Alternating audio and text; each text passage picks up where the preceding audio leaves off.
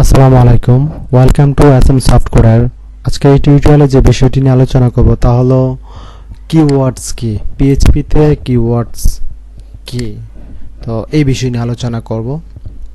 তো কিওয়ার্ডস কি আমরা একটু ডিটেলস জানি। কম্পিউটার প্রোগ্রামিংয়ে কিওয়ার্ড হচ্ছে এক ধরনের ওয়ার্ড অথবা আপনি আইডেন্টিফায়ারও বলতে পারেন, যেটি প্রোগ্রামিং ল্যাঙ্গুয়েজে কোনো নির্দিষ্ট মিনিং বোঝায়। তো কিওয়ার্ডকে আবার রিজার্ভ ওয়ার্ডও বলা যায়।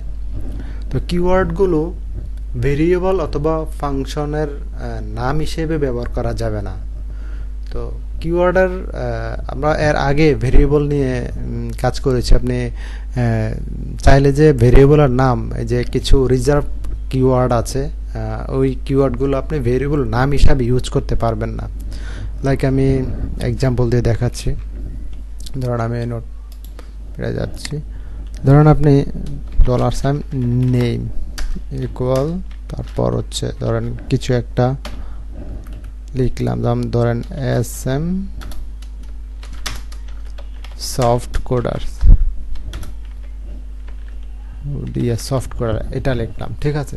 কিন্তু এখানে আপনি চাইলে আপনি যেমন ইফ, হ্যাঁ, এইভাবে এই নাম দিতে পারবেন না।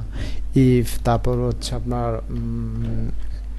এন্ড, ভার, এগুলো হচ্ছে রিজার্ভ কি। তো আপনি এই কিগুলো ইউজ করতে এভাবে দিতে পারবেন না এখানে। এই কারণে কিছু কিওয়ার্ড আছে, এগুলো সম্পর্কে একটু স্টাডি করলে আপনি বুঝে যাবেন যে আসলে কিগুলো রিজার্ভ কি। তো আমরা তো জানি যে দুটা কয়েকটা বললাম যে যেমন রিজার্ভ কি বা কিওয়ার্ড হচ্ছে ইফ, এলস, ভার ইত্যাদি এগুলো। এরপর আমি একটা লিস্ট দেব কিওয়ার্ডের, কিছু কিওয়ার্ডের। তো কিওয়ার্ড হচ্ছে এমন কিছু শব্দ যেগুলো আপনি আপনার ইচ্ছে মতো প্রোগ্রামিংয়ে ব্যবহার করতে পারবেন না, কারণ প্রত্যেকটি প্রোগ্রামিং ল্যাঙ্গুয়েজের নির্দিষ্ট কিছু কিওয়ার্ড আছে যেগুলোকে ল্যাঙ্গুয়েজে ডিফাইন করে দেওয়া হয়েছে যে ওই কিওয়ার্ড সমূহের কাজ কি কি। প্রত্যেকটি কিওয়ার্ডের নির্দিষ্ট কিছু কাজ আছে। তো এখানে আপনি চাইলে যে কিছু কিওয়ার্ড আছে এগুলো আপনি চাইলে ইচ্ছা মতো ব্যবহার করতে পারবেন না। তো এগুলোর কিছু কিছু প্রত্যেকটা ল্যাঙ্গুয়েজে কিছু নির্দিষ্ট কাজ আছে। তো যাই হোক, কিওয়ার্ড হচ্ছে যে এটাই ধরনের যে কোনো ফাংশনের নাম হিসেবে কিওয়ার্ড ইউজ করতে পারবেন না, বা কোনো ভেরিয়েবলের নেম হিসেবে বা ভেরিয়েবল হিসাবে ডিক্লেয়ার করতে পারবেন না কিওয়ার্ডসগুলো। তো আমি কিছু কিওয়ার্ডের একটা লিস্ট দিচ্ছি এখন। তো এই হচ্ছে কিওয়ার্ডস। আমি কিওয়ার্ডসগুলো আগে লিখে নিলাম, কারণ হচ্ছে ভিডিওটা অনেক লম্বা হবে এই কারণে। তো এই কিওয়ার্ডসগুলো ভেরিয়েবল হিসাবে বা ফাংশনের নেম হিসাবে ইউজ করা যাবে না। এগুলো হচ্ছে পিএইচপি রিজার্ভ নেম। তো এগুলোর প্রত্যেকটার এক এক রকম কাজ আছে।